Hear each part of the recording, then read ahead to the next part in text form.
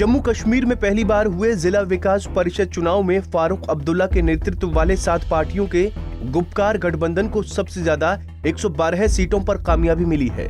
BJP के खिलाफ 7 दलों से गुपकार गठबंधन बनाकर एक साथ चुनाव लड़ा है। गुपकार गठबंधन में national conference, PDP, people's conference, Awami national conference, J&K people's movement के साथ ही CPI और CPM शामिल है। वहीं चुनाव में बीजेपी सबसे बड़ी पार्टी बनकर उभरी है। बीजेपी ने पहली बार कश्मीर घाटी की 3 सीटों पर भी जीत हासिल की है।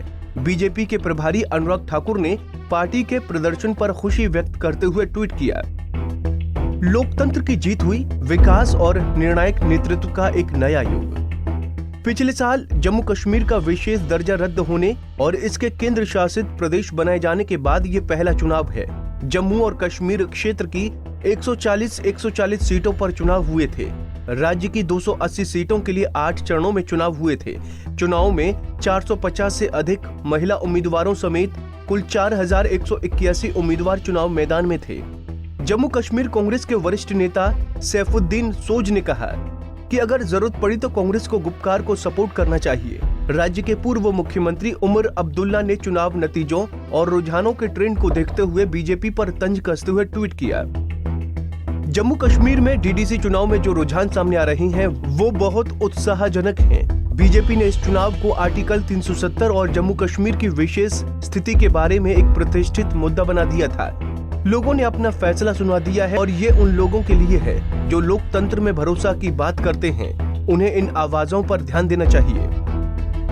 कैसा रहा पार्टियों का प्रदर्शन? कुल seat 280, BJP 74, J&K NC 67, independent 49, J&K PDP 27, INC 26, JK AP 12, JK PC 8, CPIM 5, JK PM 3, PDF 2, JK NPP 2, BSP 1। पहली बार हुआ DDC चुनाव। अनुच्छेद 370 को निरस्त किए जाने के बाद इस चुनाव के जरिए जम्मू क्षेत्र के 10 और कश्मीर घाटी के 10 समेत कुल 20 जिलों में DDC का गठन किया जाएगा। समूचे जम्मू और कश्मीर में कुल 280 निर्वाचन क्षेत्र के लिए इन चुनावों के माध्यम से लोगों ने DDC के प्रतिनिधियों का चयन किया। DDC चुनाव के क्या है मायने? केंद्र ने 73वें संशोधन को जम्मू कश्मीर में पूरी तरह लागू कर दिया। ये पिछले 28 सालों से लंबित पड़ा हुआ था। इस तरह राज्य में 3 स्तरीय पंचायती राज व्यवस्था लागू हो गई, जो राज्य के इतिहास में पहली बार हुआ। केंद्र सरकार द्वारा जम्मू कश्मीर से आर्टिकल 35A और आर्टिकल 370 हटाए जाने के बाद PDP और नेशनल कॉन्फ्रेंस ने कहा था कि यहाँ कोई भारत का झंडा उठाने वाला नहीं बचेगा।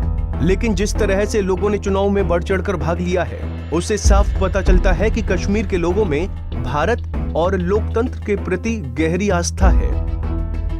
ऐसा पहली बार हुआ कि घाटी में बीजेपी ने 3 सीटों पर जीत दर्ज की।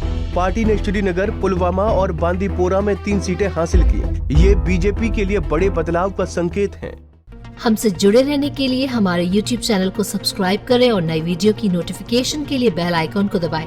अगर आप ये वीडियो Facebook पर देख रहे हैं तो लाइक जरूर करें और ज्यादा से ज्यादा शेयर करें। धन्यवाद।